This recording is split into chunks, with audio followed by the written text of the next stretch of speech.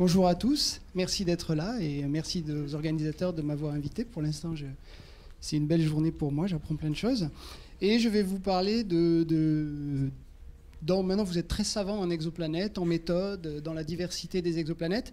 Et moi, je vais aller dans un endroit des exoplanètes qui nous fascine tous, mais qui est aussi beaucoup plus spéculatif parce qu'on a très peu de données, mais qui est quand même un des axes de motivation de la recherche des exoplanètes, qui sont, excusez-moi pour le micro, qui sont les planètes potentiellement habitables ou en zone habitable. Et on va un peu discuter de ce mot qui, en fait, est un mot qui vient du jargon d'astrophysiciens, de climatologues qui travaillent sur ce sujet et qui l'utilisent historiquement depuis des années, mais qui bien sûr veut dire quelque chose pour vous tous. Donc on va un peu clarifier ça, ce qu'on entend par là. Alors tout à l'heure, Anne-Marie Lagrange vous a montré une image d'artiste qui vous montrait plein de détails sur une exoplanète, et des détails souvent photoréalistes. Quand on annonce la découverte d'une planète potentiellement habitable, on vous montre des mondes avec des nuages, de l'eau, etc. Alors qu'on a souvent des observations extrêmement parcellaire.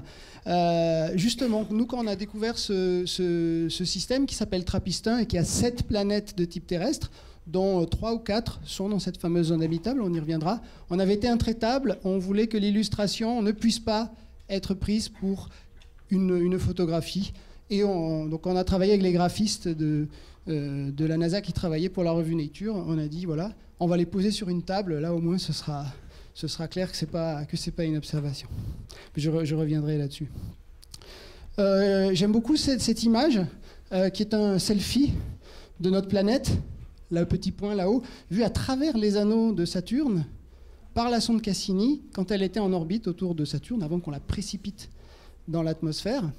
Et j'aime bien ça parce qu'effectivement, à ces distances-là, un petit point lumineux, voilà, ça nous fait réaliser que dans un point lumineux dans le ciel, il peut se passer toute une richesse de phénomènes, de passions, de guerres, d'astrophysiciens qui construisent des télescopes de 40 mètres, enfin bon voilà. Donc juste un tout petit point ici, et si on y zoome dessus, voilà, et avec ma main, je peux même effacer la Terre. Et on a ici là-haut la Lune. La Lune. Alors, j'aime bien montrer ça, notamment à des collégiens, pour qu'ils réalisent que finalement, cette Terre qui est exceptionnelle pour nous, vous l'éloignez et elle devient un petit point parmi des milliers et des milliers de petits points dans le ciel. Bien sûr, quand on a le nez dedans, sur Terre, la vie, elle est partout où l'homme peut aller, elle grouille, elle est dans tous les coins. Et c'est ça qui a fait que finalement, les opinions, les convictions, les croyances sur la question de la vie hors de la Terre, elles n'ont jamais été vraiment très modérées, on va dire. Elles sont toujours partagées entre ceux qui vont dire ça, c'est unique. Voilà, grosso modo Aristote, les lois de la nature sur Terre s'arrêtent aux cieux et au-dessus, c'est d'autres lois parfaites. Nous, on n'est pas loin d'être parfaits. Et donc, il n'y a rien à voir dans les ciels entre ce qu'il y a sur Terre. Et au contraire, des intuitions, je dirais plus scientifiques, mais bon, des intuitions quand même, de dire que les lois de la nature qu'on a sur Terre, elles vont gouverner aussi les astres du ciel. Et quand on commence à aller dans cette direction, on commence à se dire que peut-être les étoiles sont des soleils, que peut-être les soleils ont des planètes. Et beaucoup de penseurs qui allaient, donc on va dire là, d'un côté il y avait Aristote, de l'autre il y avait, on va dire, Démocrite, Épicure, Aristarque de Samos pour l'Antiquité. Ça a été retrouvé. Donc Aristote, lui, a été très repris, utilisé dans un contexte religieux. Ça collait bien, sa vision de l'univers avec les propos des religions. Les idées de pluralité des mondes ont été retrouvées, repensées au moment de la Renaissance. On a parlé de Giordano Bruno, par exemple. Et ce qui est intéressant, c'est que par contre, c'était toujours extrême, c'est-à-dire que de l'autre côté de l'aspect unique, vous aviez, il y a de la vie partout. C'est-à-dire que la question n'est peut-être pas tant est-ce qu'il y a de la vie ailleurs, mais comme dans les entretiens sur la pluralité des mondes de Fontenelle, donc première édition 1686, c'est oui, il n'y a absolument aucune raison qu'il n'y ait pas de la vie sur la Lune, sur Mars, sur Jupiter, sur les lunes de Jupiter. Et donc, en fait, pour toute une communauté, voilà, c'était plutôt l'autre extrême. Pareil pour Mars, Camille Flammarion vous explique, notamment dans Les Terres du Ciel, qu'il peut démontrer par la science que bien sûr il y a de la vie sur Mars, il y a de l'eau, pour lui c'est évident. On a des observations à l'époque qu'on prend pour des canaux artificiels. Il va vous démontrer que non seulement il y a de la vie, mais la science peut vous dire qu'ils seront plutôt ailés à cause de la faible gravité martienne. Et pour vous donner une idée quand même de l'état de pensée où on était, ça, ce sont les comptes rendus de l'Académie des sciences vers 1900, qui s'est fait le sponsor d'un prix qu'on a appelé le prix Guzman, et qui était un prix qui serait donné, un prix de 100 000 francs, qui serait décerné à quiconque, pas quiconque, celui, pas celle ou celui, à l'époque c'était celui, hein, qui... Pardon, excusez-moi, ça c'est un petit, c'est pas grave, je vais vous le lire, ça s'est décalé. Ce sera décerné à celui qui aura trouvé le moyen de communiquer avec un astre autre que la planète Mars.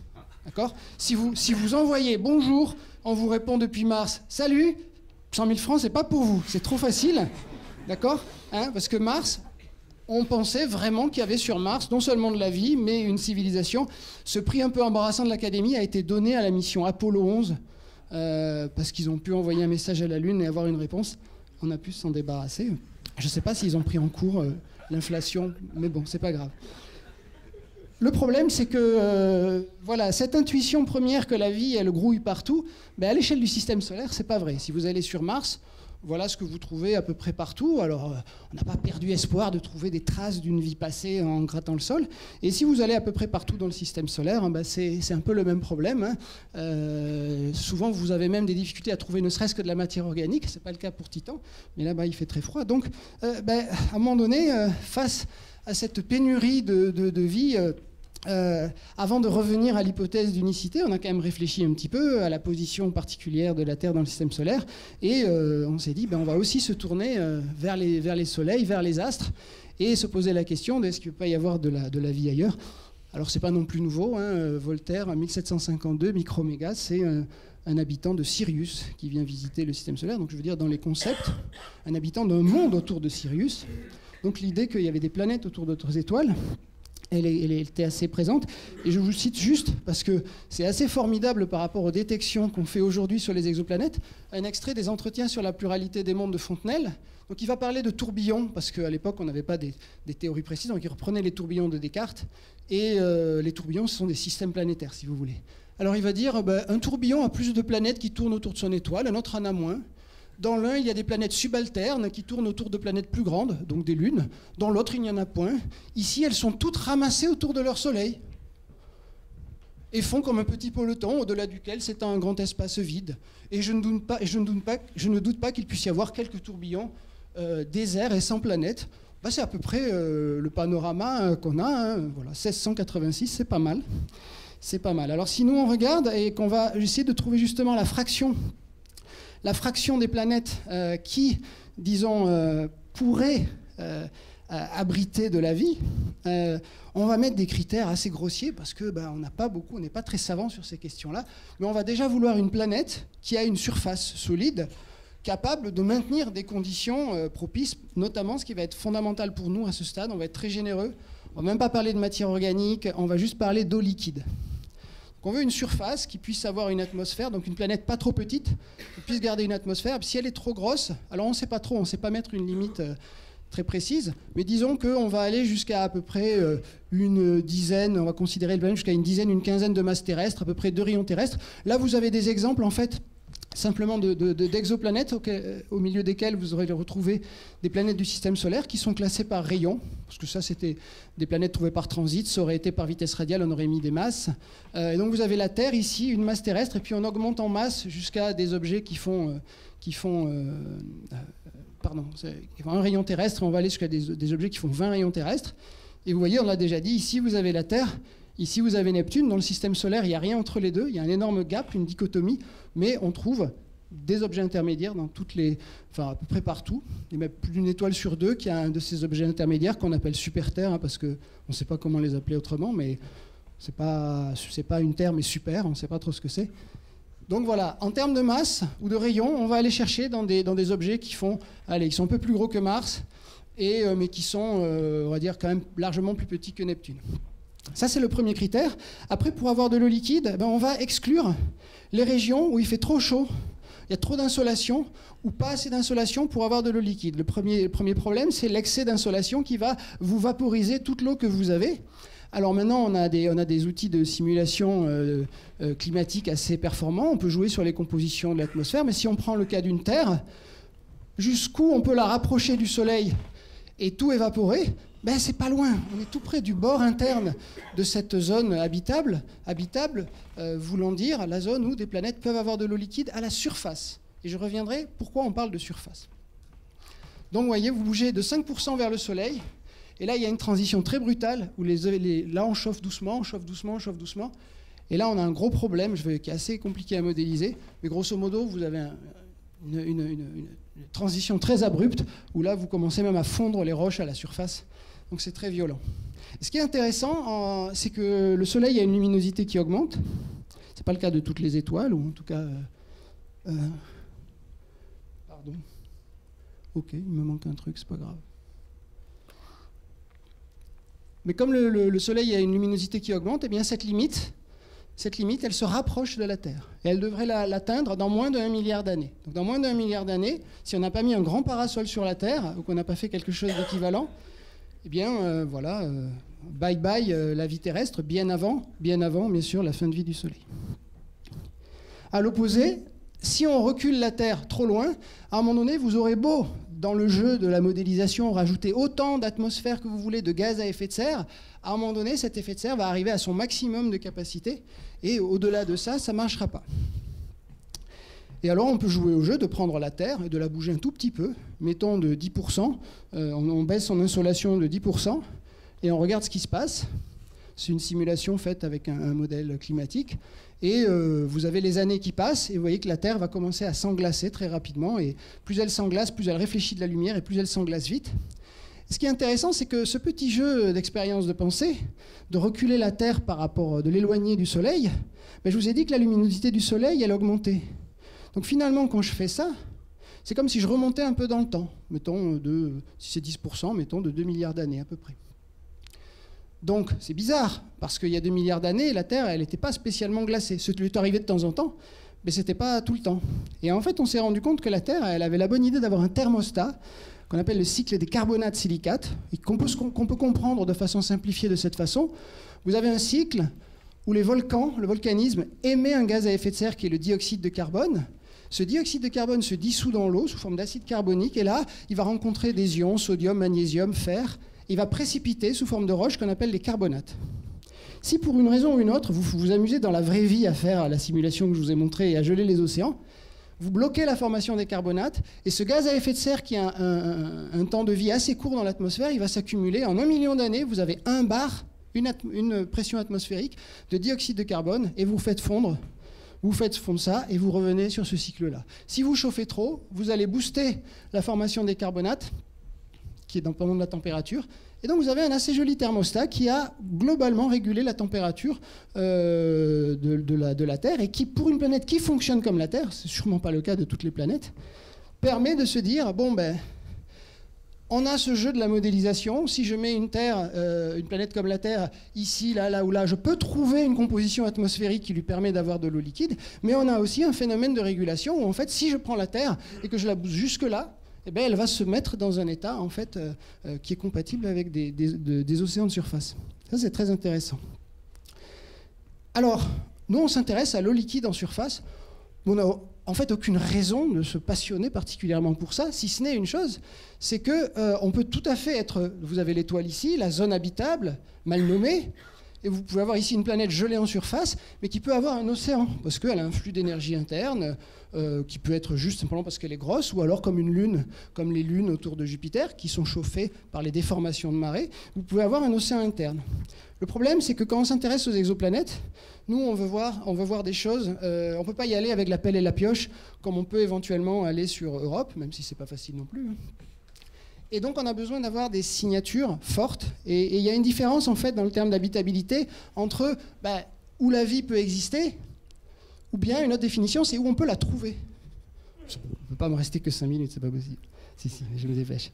Et donc, bien sûr, quand on s'intéresse aux exoplanètes, on veut voir des effets de surface, en tout cas superficiels, et on veut, en fait, on est aussi, je dirais, influencé par un phénomène, c'est que sur Terre, on vit dans une atmosphère qui est modifiée par le vivant, qui est enrichie en oxygène depuis environ 2,5 milliards d'années par des êtres unicellulaires qui ont transformé l'atmosphère, et ça, c'est observable à des distances astronomiques, parce qu'on sait faire de la spectroscopie des atmosphères, et donc on pourrait détecter une atmosphère riche en oxygène.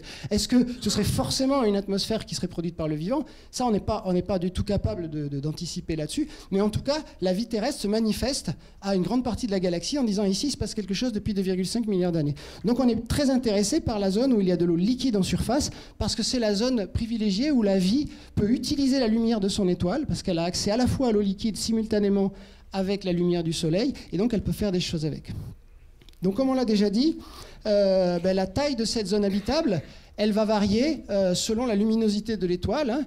Et donc vous avez ici par exemple une étoile qui fait 2 fois la masse du soleil, 80%, 40%, et ici les plus petites étoiles qui font à peu près 8% de la masse du soleil. Et il y aurait plein de choses à dire là-dessus. Je vous ai déjà dit que pour le soleil et ces étoiles-là, la luminosité augmentant, la zone habitable se déplace vers l'extérieur au cours du temps. Pour les étoiles, on l'a déjà dit, plus massif que ça, la durée de vie de ces étoiles est finalement faible. Donc bon, ça peut être intéressant d'en discuter, mais bon, cette zone habitable, elle balaie l'espace circumstellaire très vite, et puis l'étoile finit par exploser.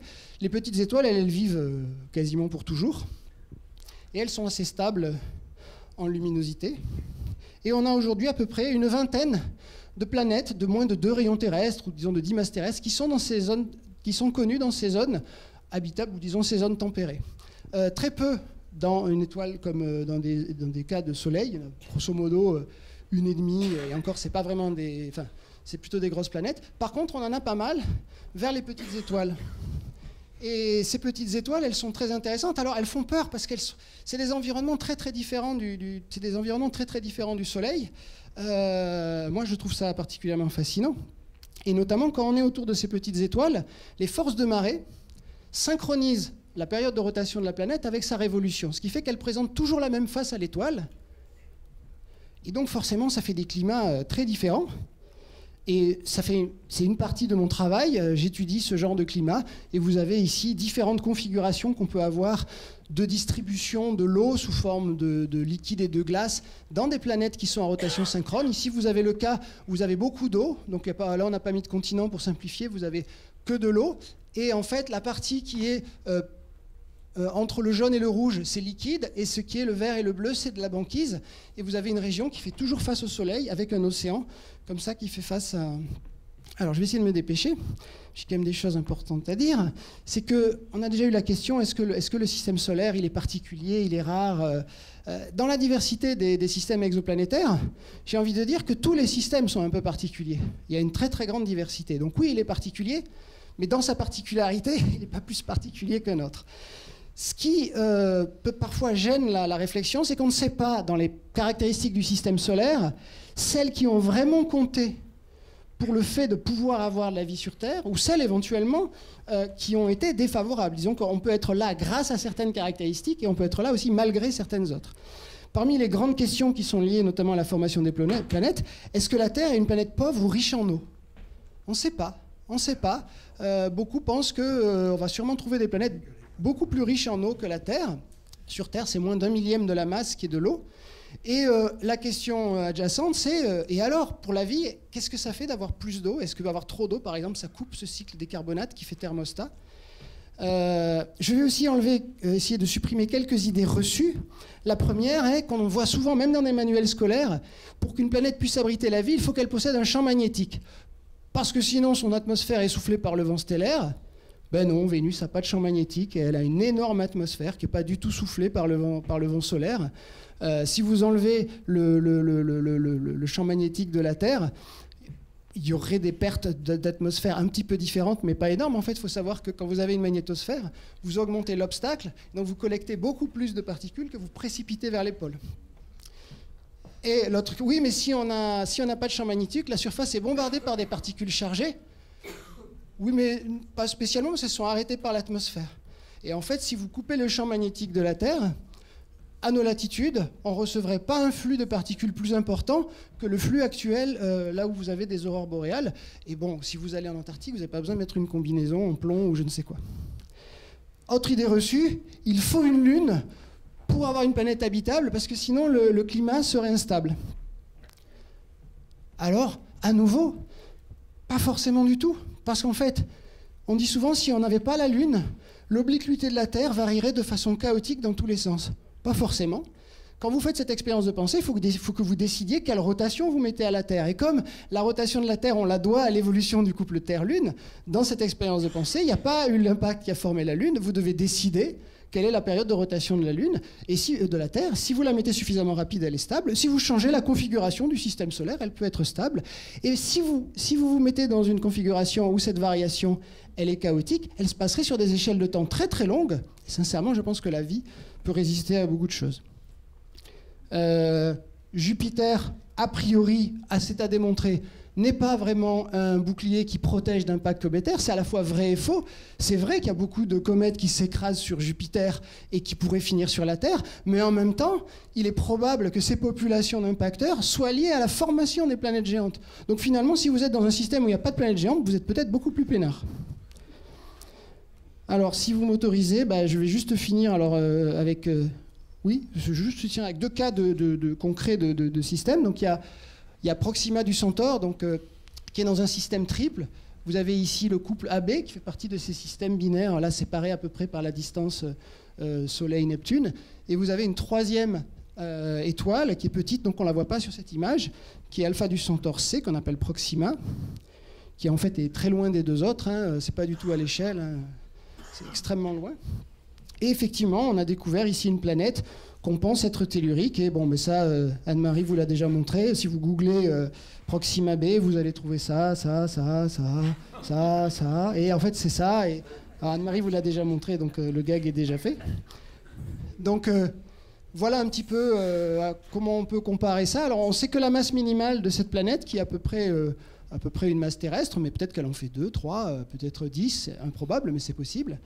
Elle tourne seulement 11 jours autour de son étoile. Néanmoins, elle est à des températures tout à fait compatibles avec la présence d'eau liquide. Il y a cet autre système dont on a parlé, qui est TRAPPIST 1. Tout est à l'échelle ici. Vous pouvez comparer la taille des planètes avec la taille de l'étoile, avec la taille de Jupiter et avec la taille des lunes de Jupiter. Et c'est dans une échelle, par contre, de période orbitale. Donc là, ici, grosso modo, cette planète-là, elle tourne autour de TRAPPIST 1 en 1 jour et demi. Celle-là en 2 semaines, et ça correspond à peu près aux périodes orbitales des satellites galiléens, sauf qu'ici on a des planètes de taille terrestre, dont ces 4-là, eh bien, si on fait des modèles d'atmosphère, on peut avoir de l'eau liquide à la surface. C'est un système absolument extraordinaire, c'est un laboratoire de planétologie comparée. Ici, vous avez le système solaire, cette fois, comparé à TRAPPIST 1, et chaque ligne ici, c'est le même flux de rayonnement que reçoivent les planètes. Donc vous voyez, grosso modo, ces 7 planètes, elles reçoivent un flux lumineux qui est grosso modo compris entre celui de Mercure et celui de la ceinture d'astéroïdes. Donc ces objets-là, on va pouvoir essayer de détecter les atmosphères dans le futur. On a déjà parlé du James Webb. Et la prochaine étape, en fait, c'est d'étudier la diversité des atmosphères d'exoplanètes. Ce n'est pas vraiment de chercher la vie pour l'instant, parce que pour détecter de la vie à travers une composition atmosphérique, il faut déjà comprendre ce que c'est qu'une atmosphère, comment elle se forme, comment elle évolue. On sait ça que de l'étude de Mars, de la Terre, de Vénus et disons de Titan pour les planètes telluriques. Donc il faut faire très attention. On a déjà tout un travail. Avant de pouvoir détecter une anomalie, disons, il faut déjà savoir quelle est la diversité, la normalité des atmosphères planétaires. Donc c'est juste un prérequis. Il ne faut pas se retrouver avec un instrument comme ça, à se projeter dans les astres comme a pu le faire Percival Lowell quand il voyait ça. Et quand un de mes collègues, et c'est mon dernier slide, dit « Donnez-moi 20 milliards et je vous trouve de la vie dans les 20 ans », ce qu'on entend parfois, eh bien, il y a un paramètre qu'on ne sait pas. Et à nouveau, je vous ai dit que les opinions sur la vie ailleurs étaient rarement modérées. Mais on ne sait pas si la vie, elle est rare au point que notre univers observable ne contient pas d'autres planètes habitées. C'est-à-dire que la prochaine, planète habitée, elle est dans une autre galaxie. Pour qu'on puisse les observer, il faut qu'on soit dans l'autre hypothèse extrême, c'est qu'il y a tellement de planètes habitées qu'on en a au pas de notre porte, à portée de télescope. Et il faut se rendre compte que c'est pas que c'est impossible, mais c'est une hypothèse très extrême, et il faut en avoir conscience. Donc c'est pas juste une question de technologie de trouver la vie ailleurs.